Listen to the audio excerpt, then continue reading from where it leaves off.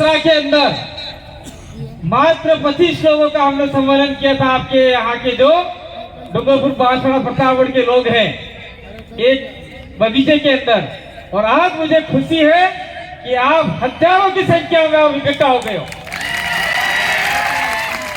और इससे ज्यादा खुशी तब होगी जो लोग आपके बीच में नहीं आ रहे हैं, वो इतनी भीड़ देखकर पूछेंगे कि भाई तू की कियो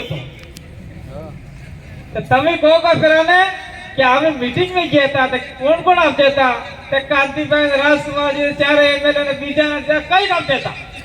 तो वो आदमी कहेगा कि इससे क्या होगा, इससे यह होगा कि कोई मजदूर गांधीनगर में रहता है, कोई अहमदाबाद में रहता है, कोई कहाँ रहता है, उसके साथ में शोषण अत्याचार अन्याय होगा तो एक आवाज बुलंद होगी, और आवाज बुलंद होगी तो हम तक पहुंचेगी और हम आपके बीच में घंटों में खड़े हो जाएंगे। ये बात हम आपको कहने के लिए आए। दूसरी बात खुशी इस बात की है कि गुजरात के अंदर आपके गांधीनगर और ये आपका दोनों भाई बहन मान के चलो गांधीनगर और अहमदाबाद, उसके अंदर बहुत सारे सामाजिक संगठन थे मजदूरों के। वो मजदूरों के सामाजिक संगठन भी ये समझने लगे कि हमको एक होना पड़ेगा और मजदूरों की लड़ाई हमको लड़नी पड़ेगी। ये बहुत बड़ी हमको खुशी हुई। साथ साथ में मैं कहना चाहता हूँ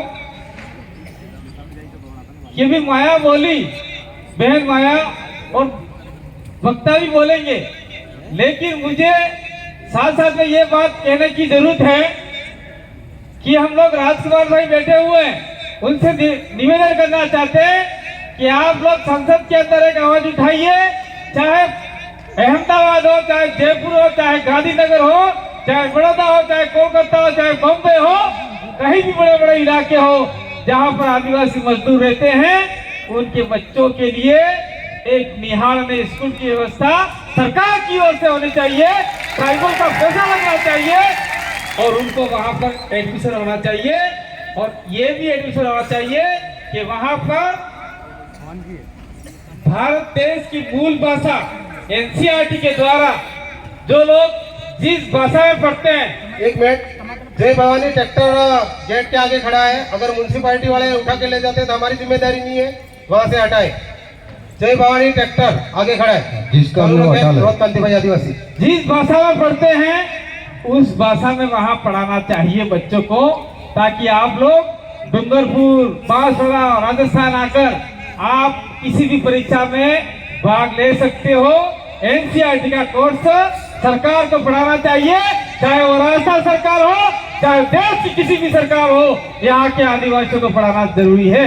आदिवासी नहीं रहते, साथ साथ में आपका एससी भी रहता है, ओबीसी भी रहता है, कुछ माइनॉरिटी और जनरल समाज भी इस इलाके में काम करने के लिए प्रवासी मजदूर के रूप में रहता है।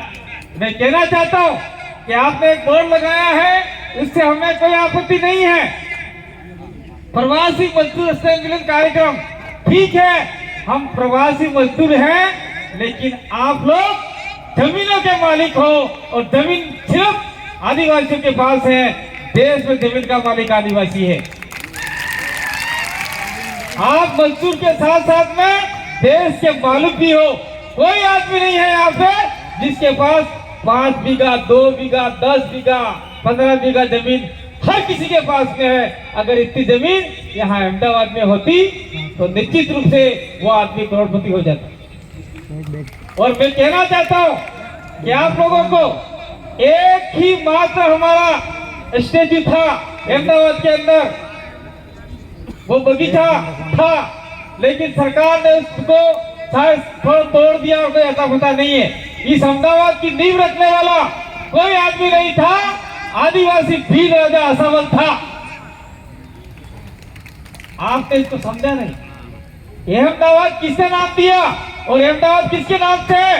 हम चैलेंज के साथ कहते हैं कि अहमदाबाद का नाम आदिवासी भील राजा असावल के नाम से है और आपको घबराने की जरूरत नहीं है। यहाँ के बहुत बड़े शिक्षाविदों ने भी आपका असावल भील का जिक्र किया हुआ है। इसलिए आपको मान सम्मान के साथ में काम करना होगा और भील प्रदेश के साथ में कंधे से कंधा मिला के काम करना होगा।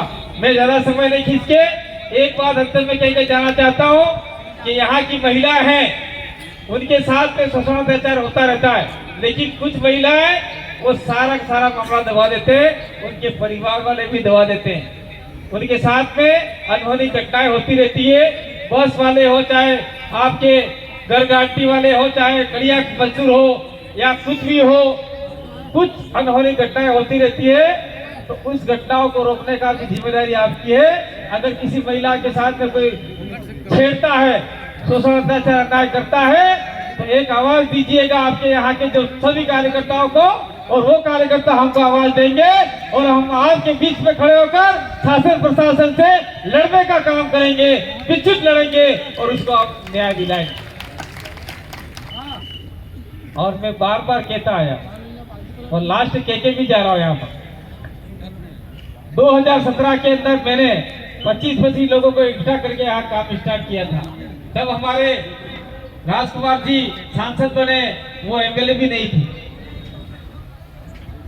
वो भी नहीं थे, छिट्टिया विधि कैसे बात है, वो भी नहीं थे। तो मैं ये कहने के लिए आया, कहना चाहता हूँ कि 2017 में आप लोग 25 लोग इकट्ठा होकर काम कर रहे थे, तो उस समय कुछ लोगों ने क्या सोचा था कि कांति भाई आदिवासी लौट के नहीं आएगा, ऐसा गलत।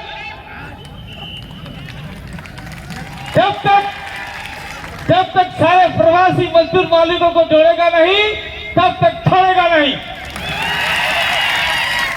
और एक बात और कहता आया हूं, मेरे एक्सीडेंट होने के बाद कुछ लोग ऐसा समझते होंगे कि ये तो घायल हो गया। ये टाइगर घायल नहीं हुआ, अभी जिंदा है। और आप सभी लोगों ने मुझे सुना, समझा